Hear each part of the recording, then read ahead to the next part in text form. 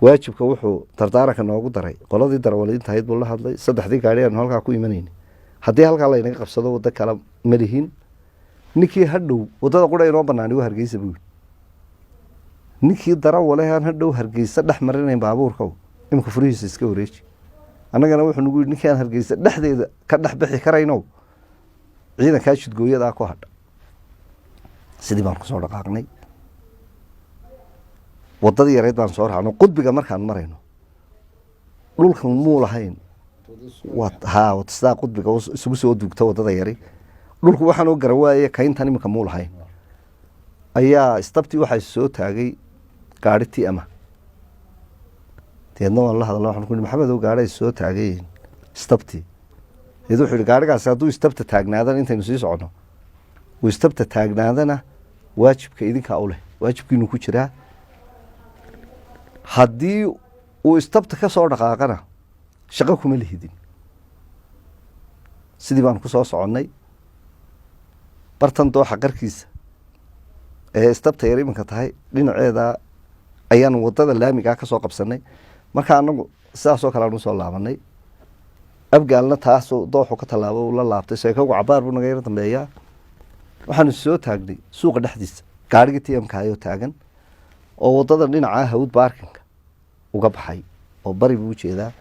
annana soo laabadkii aanu laabanay baanu sidaa isu hoos taagnay annagu markaa waddadaan ku jiraa dabeedna waxaanu aragnay raggii saaraayoo hudheel halkaa ka soo jeeday dhinaca waqooyi oo barandhele ay shani fadhido hal ninna gaariga saaran yahay sagxadda gaariga buuriga ayuu saaran yahay marka waxaanu gaarigii iyo nimankii watay dhexdoodii ayaanu istaagnay markaa saddexdayadii ninee taagnaa dareenka iyagu marna nimankaasu la shaqaynaya marna ninkan ula shaqaynaya allah yarxame maxamed xaaji muuse jaamac xarag waafi wuu degey labada gaari dhexdooda ayuu istaagay dabeedna ninkiibuu la hadlay oo sidan oo kale de aanu anagu ula simanay dabeedna waasuu yidhi soo deg oo nin dheer oo madow oo san dheer oo xooga obarkoodhkii weynaaye dheeraana wuu sitaa dabadeed dhowr jeer buu la hadlo ma hadla ninku joog ma yidhaah wuu aaminsan yihi allah yarxame saddexdii taagtaagnaa nin ka mid a oo la odhan jiray iid maxamed maxamuud ayaa qorigii sidaa ku yidha masuu yidhi waar ka da-ayo xumi ninka qoriga waar soo deg askari xunoo iswaalo waanu naqaanaa intaa markuu yidhi baa seekawgi dhinaca iyaga kale isa soo taag dabeedna intuu gaariga iyaga halkaa ka dhibaaxay buu yidhi socda idinku waajibkiina qabsada waanu dhaqaaqnay magaalada barkadle marka laga soo yarbaxayo waata waddadaad moodda inay tiiro soo fuusho haa annagu saddexdeeda waa taagtaaganahay oo waajibkayga waxa weye inta ciidanku gaariga ka daadanaya nimanka istabta inaanu anagu gaariga ku taagan si qarbushna si aanay dee ciidankayaga wax u yeelin dabeedna dib baan u yar eegay isagoo taayirkaa dhexe tmka intuu adinkaa midigta saaray labada gacmoodna sidaas sii leh aada mooddo inuu gaariga fuulayo ayay horta aragtidiisa igu dambeysay waanu soo soconnay intaanaan istabtiiba soo gaadhin ayaa qoladii seekowga unugtii kale la socotay baa nimankii rasaastii ku bilowday hudheelka fadhiyey waxaa uga hor bilaabay baa laigu nin la odhan jiray xalwo kuwaduda ayaa ku bilaabay dabeedna nimankii waxaa soo jeeda ninkii taliyaha ee istabta haystay iyo nin sabeelnaah show rasaastii bay maqleen ciidankoodii kalena inay toosiyaan kamay gaadhsiin dabeedna waddadii baanu laamidii baanu soo qaadnay kii baasuukaa sitay oo halkaa xadhiggaa birta dhexdoo labada xadhigga sidaa u taagan ayaa xabad baasuukaa nagu riday dabeedna ilaahay waxba nu gaariga waa dee afsaar baaba iska ahayd ilaahay baa naga badbaadiyay saddexdeedii taagnaa waxaanu isnii mid waliba xusi kii kale qaadatay haa dabeedna xabaddii kale intaanu qoriga gelin ayaanu ku bilowna adigu way ku dhacday dabeedna halkiiba isagu ku dhacay kii taliyaan ahaa geedkaa ku dhacay iminka taagan jiridiisa ayuu sidaa usoo galo xagga galbeed buu ayuu ka soo galay xaggii dambu geedkii intuu fadhiistay dabeedna ciidankayagii uu ka daatay gaarigaanana intii baan ku ridridnay intuu ciidankayagii ka daadanayay baanu ka arbushnay nimankiina badidoodu way hurdaanba dabeed ninkii u dambeeyey markuu degey ayaanu aragnay ninkii jiridda ku jiray oo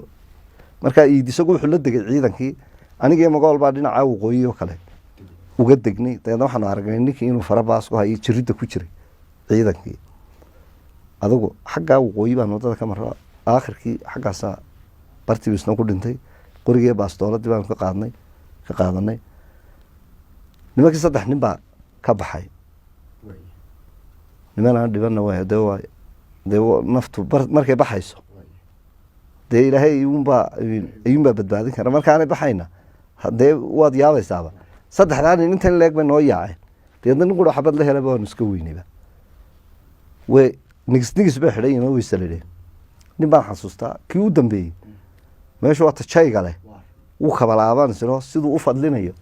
dhagxanta yaryar wuxuu dhakada sare ayaanu ka arkayn fadalkiisa deedna adigu nimanka jeexjeexa yare maja ku dhaadhaceenoo meeshii anigu markaa waxba ma ogin teendhadii baan qollay meydkii baan xaggan isaga jiijiidnay markiiba shaar iyo surwaal halkan katabaana suran ayaan la soo booday qori hoos yaalayna waan soo qaaday rakaal yaroo kii lagu wada hadli jirayna waan soo qaaday dabaddaan soo dhigay qorigii rakaalkii halkan aan dhigay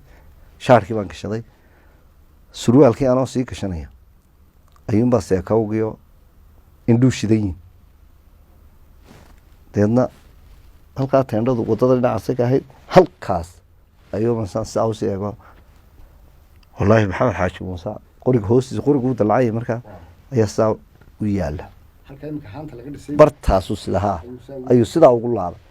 deedna nin la idhaaho faysal xabaalmariwaa imika jooga mujaahid faysal xabaalmariwaa baa ka soo booday har soo baxa ninkii hargwaafo u dhintay naxdin aad ayay nagu noqotay